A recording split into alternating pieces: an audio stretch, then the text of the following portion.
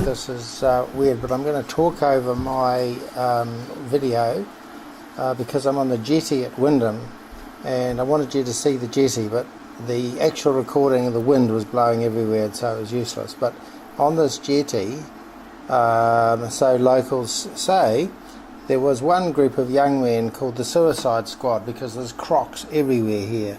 So they were, of course, swimming to see, take the risk. Well, one of them got taken. That was the end of the Suicide Squad. Then there was the Chinese man who accidentally slipped off this thing. It does rock. And he was eaten by a crocodile while wading in the water in front of the townsfolk. So this is croc country.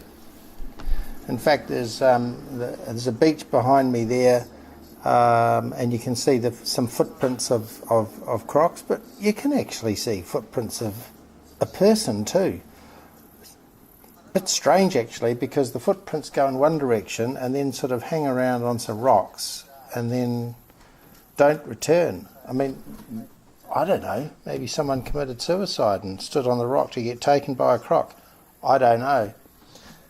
The other story they told me is at the campsite we're staying at, there was a German guy who's working at the old folks home.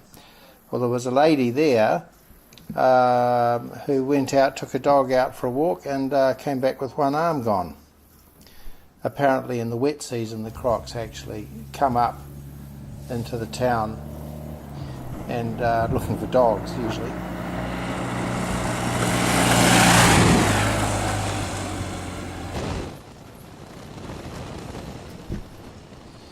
This is a place called Halls Creek,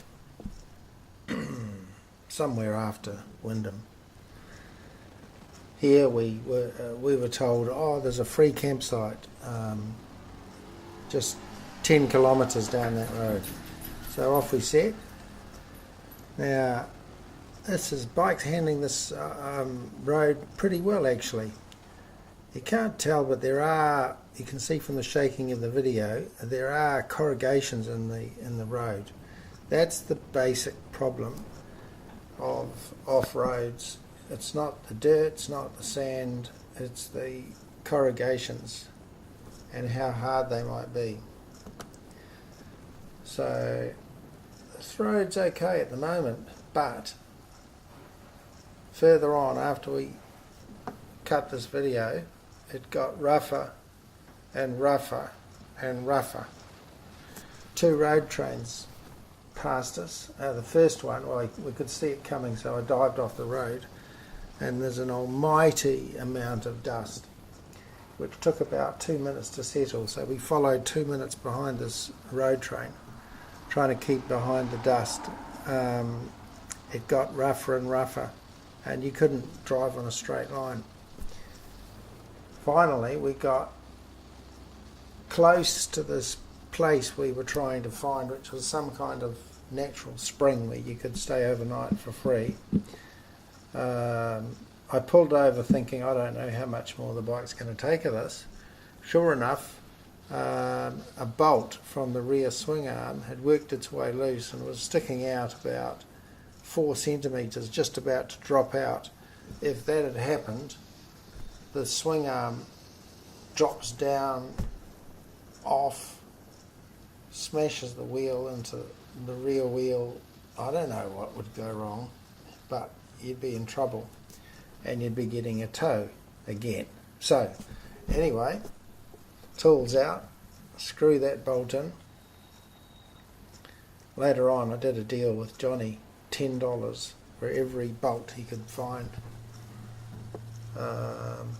He made $45.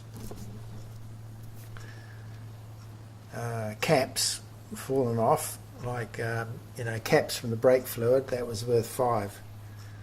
So it's the only problem, especially with this kind of road.